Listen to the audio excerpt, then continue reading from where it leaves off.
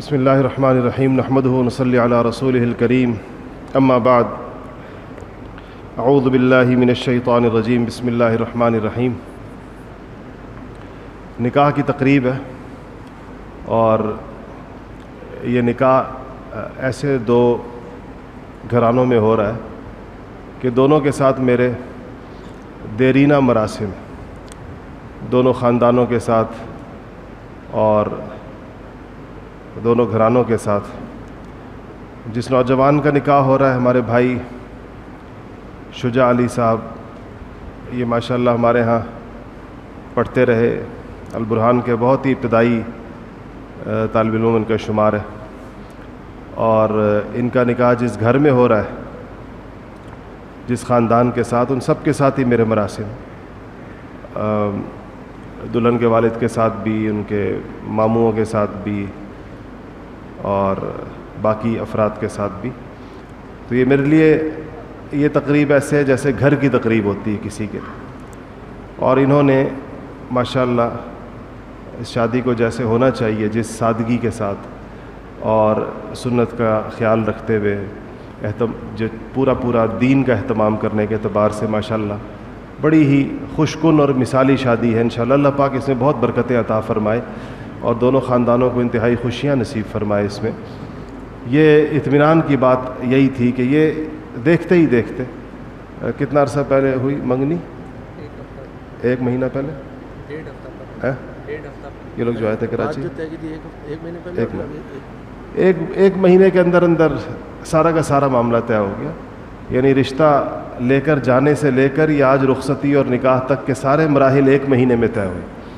اور بس انہوں نے یہ ایک مہینے کی تاخیر بھی اس وجہ سے ہوئی ہے کہ مجھے آج کراچی آنا تھا، اگر میں 15-20 دن پہلے کراچی آ جاتا تو یہ 10-15 دن پہلے بھی یہ معاملہ طے ہو جاتا۔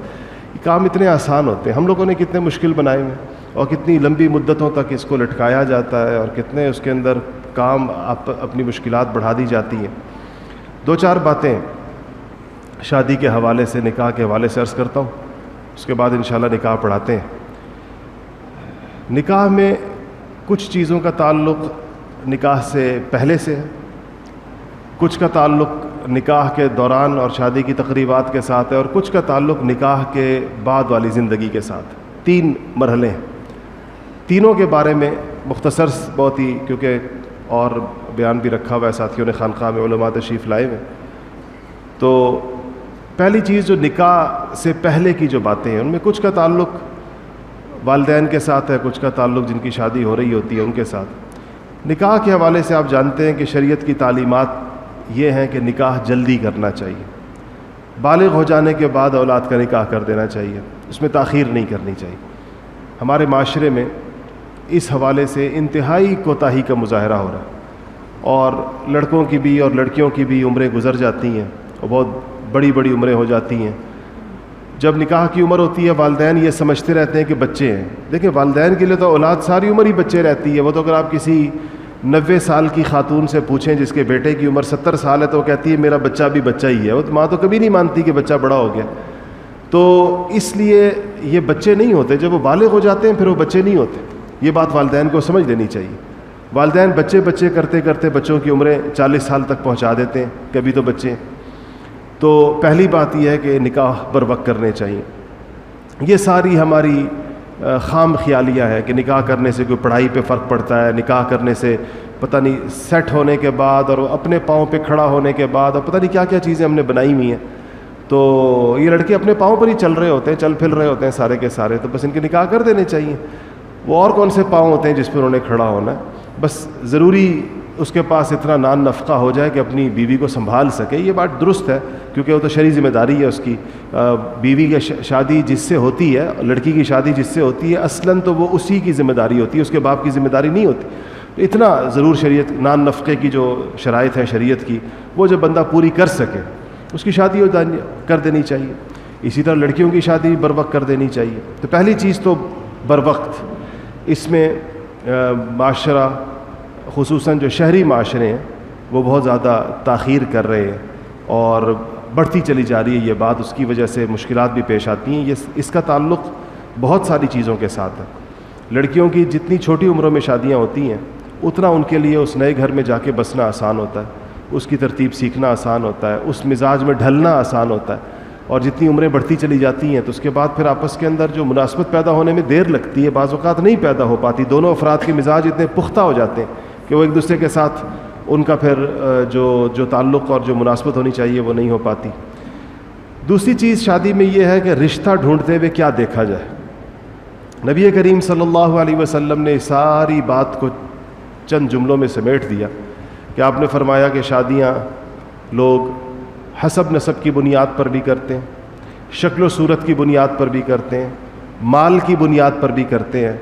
نوجوانوں کو یہ آپ نے اور شادی کرنے والوں کو یہ نصیحت کی ہے کہ تم ان چیزوں کی بجائے شادیاں دین کی بنیاد پہ کرو، دین والوں کو ترجیح دو، یعنی دین کو اپنی پہلی ترجیح بناؤ.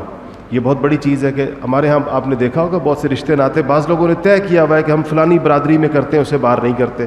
اب اس میں پھر جیسا کیسا رشتہ ہوتا ہے اس کو کر دیتے، جوڑ بے جوڑ نہیں دیکھتے، اور بس ان کی پہلی ترجیح یہ ہوتی ہے کہ خاندان فلانا ہونا چاہیے.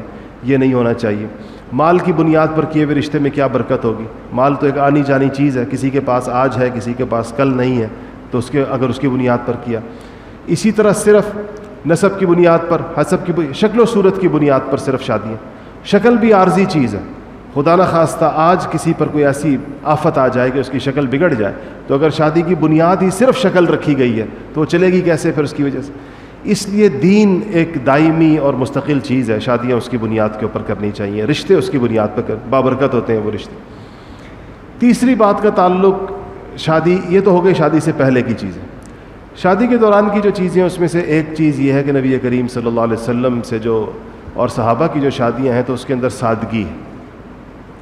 سادگی کا مطلب کیا ہے؟ دیکھیں کہا گیا کہ اعظم النکاح برکتاً ایسرہ مؤونۃ، اور ایک دوسری روایت میں کہ اعظم النکاح برکتاً اقلھا مہرا، کہ سب سے زیادہ بابرکت شادی وہ ہوگی جس میں مشقت اور مصیبت کم سے کم اٹھائی جائے.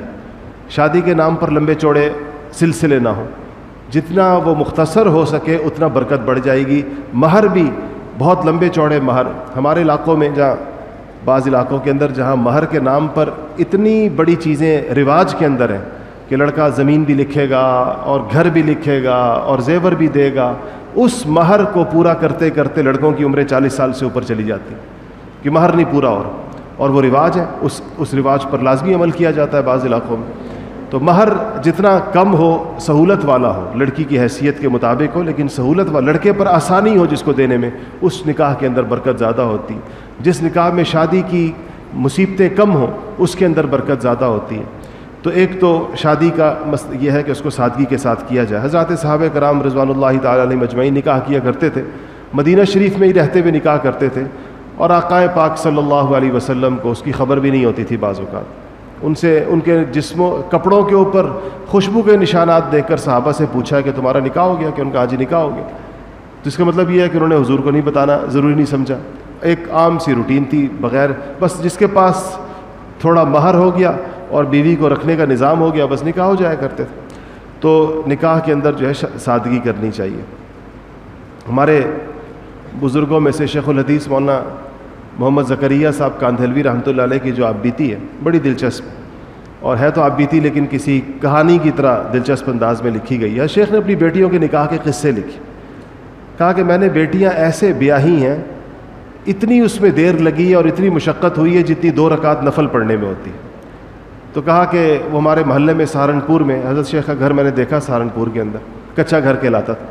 تو کہا ہمارے محلے کے اندر وہ حکیم صاحب تھے، انہوں نے مجھے اپنے بیٹے کے لیے کہا ہوا تھا. تو ایک دن انہوں نے 1 آدھ دن پہلے شاید بات کی تھی، تو کہا کہ عصر کی نماز کے اوپر وہ مسجد کے اندر میں نے دیکھا حکیم صاحب نظر آ گئے. تو میں نے کہا حکیم صاحب بیٹا موجود ہے؟ انہوں نے کہا ہاں موجود ہے. میں کہا عصر کے بعد اس کو کہنا ذرا قریب آ جائے، امام کے مصلی کے پاس آ جائے. تو کہتے ہیں کہ عصر کے بعد میں نے اعلان کیا نماز کے بعد کہ بھائی نکاح ہوگا، بیٹھ جائیں، تشریف رکھیں لوگ. کہا کہ لوگ بیٹھ گئے. تو میں نے نہ باپ کو اس کے پتہ نہ اس لڑکے کو پتہ کہ میرا عصر کی نماز کے بعد نکاح ہو رہا ہے. تو کہا کہ لڑکے کو قریب بلایا، نکاح کیا ہوتا ہے؟ وہ یہ ہماری طرح کے لمبے چوڑے بیانات کی تو ضرورت نہیں ہوتی تھی، بس خطبہ نکاح پڑھتے تھے اور نکاح ہوتا تھا. کہا نکاح پڑھا اور ان سے کہا کہ تم کیا آؤ گے لینے کے لیے؟ تو میں خود ہی رکشے پر چھوڑ جاؤں گا لڑکی تمہارے گھر. اور کہا کہ میں گھر آیا تو بیوی کو پتہ ہی نہیں تھا نکاح ہو گیا بیٹی کا. بیوی سے کہا کہ بھائی اس کا نکاح تو میں نے پڑھ دیا. وہ حکیم صاحب کے رشتے کی جو بات بیوی سے ذکر کی بھی تھی پہلے سے, طے تھا آپس میں میاں بیوی کے درمیان کہ ادھر کرنا ہے. تو کہا کہ بیٹی کا نام لیا اور کہا کہ اس کے کپڑوں میں سے, اب عصر کو نکاح ہوا ہے, مغرب پہ رخصتی ہے, اس میں کپڑے کیا بنیں گے اور مہمان کیا بلائے جائیں گے اور کھانے کیا بنیں گے, کچھ بھی ترتیب ممکن نہیں. تو کہا بیوی سے کہا کہ اس کے کپڑوں میں سے جو اچھا کپڑا ہو وہ اس کو پہنا دینا. تو مغرب کے بعد, اچھا شیخ کہتے ہیں اتفاق ہوا کہ میں گھر جا رہا تھا تو رکشے والا نظر آ گیا. میں نے اس سے کہا کہ بھائی مغرب کے بعد میرے گھر آ جانا, دلہن کو اس کے گھر پہنچانا ہے. تو اس نے کہا ٹھیک ہے جی میں آ جاؤں. تو وہ رستہ, وہ ڈولی کا مسئلہ بھی حل ہو گیا خود بخود ہی. تو کہا میں نے بیوی سے کہا کہ جو اس کے کپڑوں میں سے اچھا کپڑا ہے وہ اس کو پہنا دینا, تو مغرب کے بعد اس کو اس کے سسرال چھوڑ آؤں. تو ماں ہوتی ہے, اس کے اپنے کچھ نہ کچھ ارمان ہوتے ہیں. کچھ کہتے ہیں مجھے اپنی بیوی کا اس کے اوپر ایک جواب بھی, اس پر اس کا ارمان بھی, پھر میرا بھی اس کو ایک سخت جواب. ہر شیخ کہتے ہیں مجھے یاد آتا ہے پھر اس اہلیہ کا انتقال ہو گیا تو کہتے ہیں مجھے افسوس بھی ہوتا ہے, میں نے بہت سخت جواب دے دیا بیوی کو اس وقت. تو کہا کہ بیوی نے کہا کہ اگر مجھے ذرا پہلے آپ بتا دیتے تو میں کوئی 1-2 جوڑے کپڑے بنوا لیتی لڑکی کے لیے. تو کہتے ہیں میں نے اسے کہا کہ تو کیا یہ ابھی ننگی پھر رہی ہے جو تم اس کے لیے کپڑے بنوا رہی. تو کہا میں نے بہت سخت بات کر دی جس کا مجھے بعد میں قلق ہوتا تھا, کہ میں نے بیوی ایک دم کہا کہ مجھے نہیں پتا تھا کہ یہ ننگی پھر رہی ہے جس کو کپڑے کی تم بنواتی ہے, اگر میں تمہیں بتاتا تو کپڑے تو ہیں گھر کے اندر, بس وہی دے دو اس کو جو اس نے اچھے کپڑے ہیں. اور کہتے ہیں اس طریقے سے مغرب کے بعد اس کو بٹھایا رکشے میں اور اسے گھر چھوڑ دی. تو ان حضرت شیخ کے دامادوں میں اگر آپ دیکھیں اللہ پاک نے کیسی برکتیں ڈالی ہیں. مولانا عاقل صاحب دامت برکاتہم, اللہ پاک ان کی عمر میں برکت عطا فرمائے, اس وقت حضرت شیخ کے جانشین ہیں سہارنپور کے اندر, اور حضرت شیخ کے علمی جانشین بھی ہیں, اور دیگر حضرت شیخ کے داماد بھی سارے الحمدللہ بڑے دینی کاموں میں اللہ پاک نے ان سے کام لیا, اور بڑی خوش و خرم زندگیاں گزاری ان کی بیٹیوں نے, ایک سے بڑھ کر ایک زندگی گزاری ساریوں نے. اور پھر جو شادی کی جو برکتیں ہوتی ہیں وہ ساری اللہ پاک نے نصیب کی. تو سادگی مجبوری کی وجہ سے نہ ہو, سادگی اختیاری ہو. اور یہ کھاتے پیتے گھرانے جن کو اللہ پاک نے خوب مال سے نوازا ہے, یہ سادگی کے ساتھ شادیاں کریں, یہ مثالیں قائم کریں کہ اللہ پاک کا دیا سب کچھ ہے, شادی کے اوپر کروڑوں روپے لگا سکتے ہیں لیکن نہیں لگا رہے. اس پیسے کا کوئی اور مصرف ہو سکتا ہے اور 1000 درجے بہتر مصرف ہو سکتا ہے. ہمارے پڑوس میں مولانا خلیل الرحمان سجاد نعمانی صاحب, مولانا منظور نعمانی کے صاحبزادے ہیں ہندوستان میں, تو کہتے ہیں کہ ہم نے یہاں جو سادی شادیوں کی تحریک چلائی ہے اس میں ہندو بھی ہمارے ساتھ ہیں. ہندو اور مسلمان چونکہ دونوں مل کر وہاں کے سماج کے اندر, وہاں کے معاشرے میں تو دونوں ہیں, تو کہتے ہیں ہم مل کر شادیوں کو سادہ کر رہے ہیں, اور اس کے اندر ہندو بھی مسلمانوں کے ساتھ اس تحریک کے اندر شامل ہیں. اور آپ نے خبریں سنی ہوں گی ہندوستان کے بڑے بڑے صنعت کاروں نے اپنی بیٹیوں کی شادیاں کی, اور بجائے شادی پر خرچہ کرنے کے غریبوں کو 150-150 200 مکانات بنا کر دیے شادی کے موقع پر. کہا یہ وہ پیسہ ہے جو شادی پہ لگانا تھا, شادی پہ لگانے کی بجائے 200 غریبوں کو مکان بنا کر چابیاں دے دیں شادی کی تقریب کے اندر, کہ یہ ہماری ہندوؤں نے. اور ہندو تو ویسی شادی کریں, اور ہمارے مسلمانوں کے ہاں ایک خاص قسم کا دیندار ہونے کے باوجود شادیوں پر 8-10-15 کروڑ روپے اٹھا دینا یہ عام سی بات سمجھی جاتی ہے. ان گھرانوں کی بات کر رہا ہوں جو دیندار سمجھے جاتے ہیں, جو دیندار نہیں ہے ان کا تو چلے معاملہ اور ہوتا ہے. اس لیے اس کے اندر سادگی کا اہتمام کرنا چاہیے, اور اس پیسے کا مصرف یہ نہیں ہے کہ کروڑوں روپے اٹھا دیے جائیں ایسے موقعوں کے اوپر. تیسری بات شادی کے بعد کی ہے. شادی کے بعد کی جو زندگی ہے وہ بنتی ہے دین کے ساتھ. ابھی ہم نکاح کا خطبہ پڑھیں گے تو آپ دیکھیں خطبہ نکاح کے اندر جو 3 آیتیں پڑھی جاتی ہیں اور جو مسنون نکاح کے اندر, تو وہ تینوں آیتوں کا تعلق تقوی کے ساتھ ہے. تقوی کی اس میں ترغیب ہے. اس کا مطلب یہ ہے کہ میاں بیوی کو ترغیب ہے اس موقع پر, نئی زندگی کا آغاز ہے, کہ اپنی زندگی کی بنیاد تقوی پر رکھیں, اس سے شادی کی برکتیں حاصل ہوں گی. شادی کی برکت کیا ہوتی ہے؟ شادی کی برکت ایک ہے سکون. جس شادی کے بعد انسان کو گھریلو سکون میسر ہو دونوں کو, وہ شادی کی برکت. شادی کی دوسری برکت ہے نیک اولاد. اللہ تعالیٰ اس کے نتیجے میں ایسی اولادیں عطا کرتے ہیں کہ ان اولادوں کو دیکھ دیکھ کر میاں بیوی جیتے ہیں, اور ان کی دنیا اور آخرت میں ان کی آنکھوں کی ٹھنڈک ہوتی. اور شادی کی تیسری برکت ہے دینی زندگی میں ایک دوسرے کے ساتھ تعاون. اگر دین پر بیوی آنا چاہے تو شوہر اس کے ساتھ تعاون کرنے والا ہو, اور اگر دین پر شوہر آنا چاہے تو بیوی اس کے ساتھ تعاون کرنے والی ہو. یہ بھی شادی کی برکت. کتنے نوجوان ایسے ہیں جو دینی زندگی گزارنا چاہتے ہیں, بیویوں کی وجہ سے نہیں گزار سکتے, بیویاں تعاون نہیں کرتی. یہاں میرے پاس تو چونکہ میرا واسطہ ہی نوجوانوں کے ساتھ ہے, اور 1-2 کے ساتھ نہیں ہزاروں کے ساتھ ہے, سارا دن میں یہ قصے سنتا ہوں کہ شوہر بیچارہ کہیں دینی کام کے لیے جانا چاہتا ہے، بیوی نے گھر کے اندر رولا ڈال دیا اور وہ کہتی ہے کہ جی یا مجھے رکھو گے یا یہ اپنی یہ ترتیب چلاؤ گے. اور اس میں ہم نے بہت آخری انتہاؤں تک جاتے ہوئے لوگ بھی دیکھیں. وجہ اختلاف کیا بن جاتا ہے؟ دین میں ایک دوسرے کے ساتھ تعاون کرنے پر آمادہ نہیں. ایسی بعض اوقات شوہر تعاون نہیں کرتے. تو وہ اسلام آباد میں خاتون ہمارے درس میں آتی تھیں، تو ان کے شوہر اس شہر کے بڑے مشہور تاجر تھے، چیمبر آف کامرس کے پریزیڈنٹ بھی رہے تھے. تو مجھے انہوں نے بڑے اصرار کے ساتھ دعوت دی کہ میرے گھر میں ایک خواتین، وہ بڑی مشنری خاتون تھی، کہ میں 200-250 خواتین جمع کر لوں گی گھر میں 250-300، تو آپ ضرور بیان کرتے ہیں. پہلے کی بات ہے، اس بیانات کے لیے آنے جانے کی ترتیب تھی جس زمانے میں. تو بہت انہوں نے اصرار کیا، میری گھر والی سے کہا. تو انہوں نے البتہ ایک ساتھ کہا کہ میرے شوہر دین پر نہیں لگے ہوئے، تو وہ مفتی صاحب کا شاید نہ استقبال کریں اور نہ وہ کوئی آگے نظر آئیں گے، لیکن میں خود ہی، اب وہ خاتون پردے کے اندر، خواتین پردے میں، تو کہا کہ آگے اس نظام کو چلانے والا کوئی فرد نہیں ہوگا گھر کے اندر، کیونکہ شوہر اور بیٹے بالکل دین سے دور ہیں.